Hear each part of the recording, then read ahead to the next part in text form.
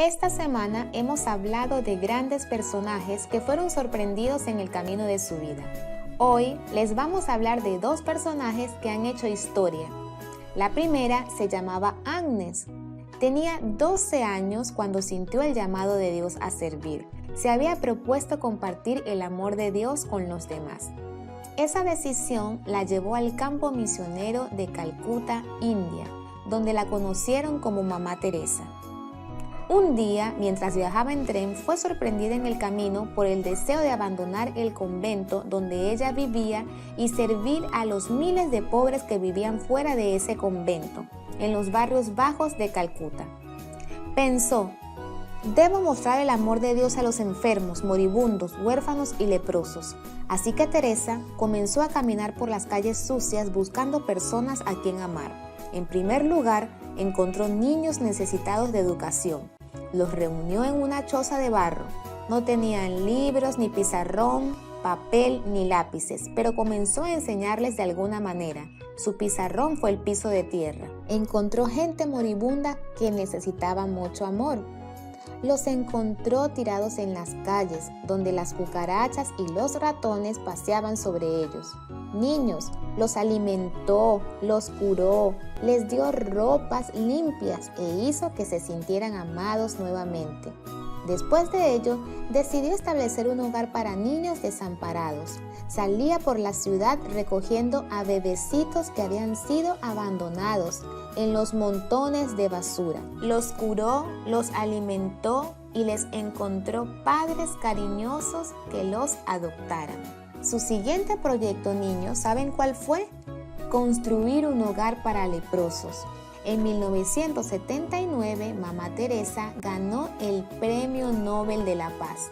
Sus palabras al recibirlo fueron: recibo este premio en nombre de los que padecen hambre, los que no tienen hogar y de todos aquellos que son despreciados y que se sienten que no son amados. No soy más que un pequeño lápiz en las manos de Dios, dijo cierta vez. Dios está escribiendo su carta de amor al mundo de esta manera, por medio de las obras piadosas. ¿Saben, amiguitos? Así como el lápiz necesita una mano guiadora para dejar una marca, así la vida de la Madre Teresa de Calcuta dejó un trazo de conducta cristiana, porque su vida fue dirigida por la mano de Dios. Podríamos decir que José también fue un lápiz en las manos de Dios, pues dejó un trazo de conducta que podemos seguir. José fue sorprendido en el camino a Egipto, ya que fue un viaje muy triste, pero nunca se rehusó a ser guiado por Dios y aceptar su voluntad. Niños, en la historia de José, los hermanos dijeron que en vez de quitarle la vida, decidieron venderlo. Sacaron a José de la cisterna y se lo vendieron a los ismaelitas por 20 monedas de plata. Fue así como se llevaron a José a Egipto. ¡Pobre José!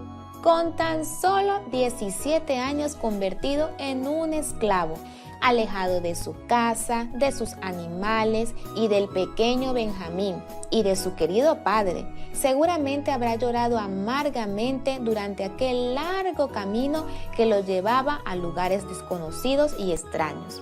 Al principio, queridos niños, tuvo que aprender un nuevo idioma, costumbres, alimentos, entre otras cosas. Pero hay algo interesante. José decidió que con la ayuda de Dios haría todo lo que le mandaran de la mejor manera posible. Trabajó siempre de forma correcta y honesta. Así fue ganando la confianza y la amistad de todos, especialmente de su patrón. Y Potifar le fue confiando cada vez más tareas importantes. Con el paso del tiempo, José llegó a ser administrador de la casa y de los negocios de Potifar. Y cuando todas las cosas iban marchando bien en la casa y los negocios de Potifar, la esposa de este, que hacía tiempo se había fijado en la belleza de José, lo invitó a entrar a su cuarto, pero él rechazó. Mi amo confía en mí, dijo José.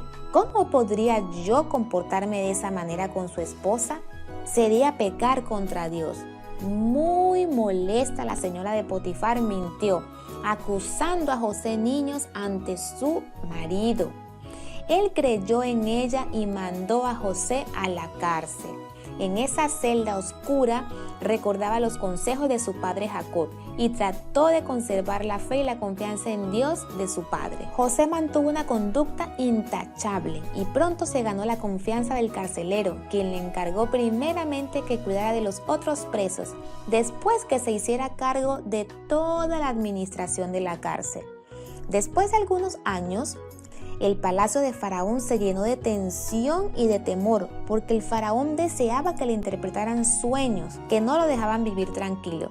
Así que pidió a todos sus astrólogos, adivinos, que le interpretaran los sueños. Pero ¿saben qué sucedió, niños? Nadie pudo hacerlo. Al ver esto, Faraón, desesperado, el copero que hacía 2 años había salido de la cárcel, se acordó ¿de quién?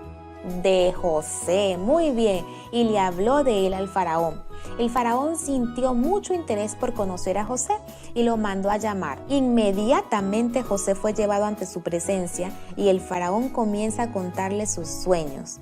Mientras el faraón hablaba, José oraba en su mente pidiéndole a Dios ayuda para que le diera a conocer su significado. El faraón, niños, escuchó con mucha atención. José no solamente había interpretado los sueños, sino que había dado sabios consejos. Le dijo que iba a haber 7 años de abundancia para Egipto y otros 7 años de mucha hambruna para la tierra. ¿Saben, niños, lo que dijo Faraón? Encontramos a la persona indicada, en el que habita el Espíritu de Dios. Y mirando a José le dijo: te nombro responsable de este proyecto. Todas lo que tú ordenes tendrás validez en todo el país. Solo yo estaré por encima de tu autoridad.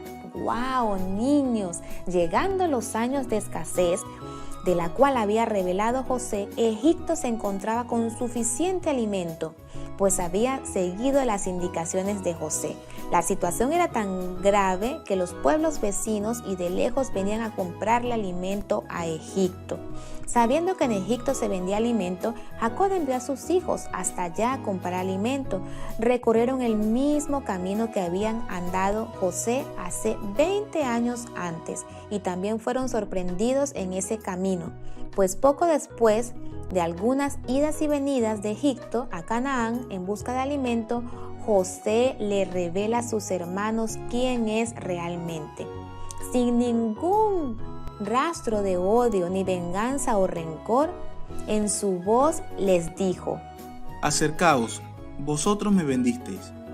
Es cierto, pero no se aflijan, porque Dios tenía otros planes para que todos pudiéramos vivir hoy. Hace mucho tiempo que les perdoné y me siento muy feliz de haberlos encontrado. Ahora id rápidamente a buscar a vuestro padre y pedirle que venga pronto, toda nuestra familia, para que vivamos aquí en esta tierra en la que hay alimento y así podáis estar cerca de mí. Así, a través de la fidelidad y la nobleza de un joven, miles de personas salvaron su vida y el nombre del Dios de José se dio a conocer en todas partes.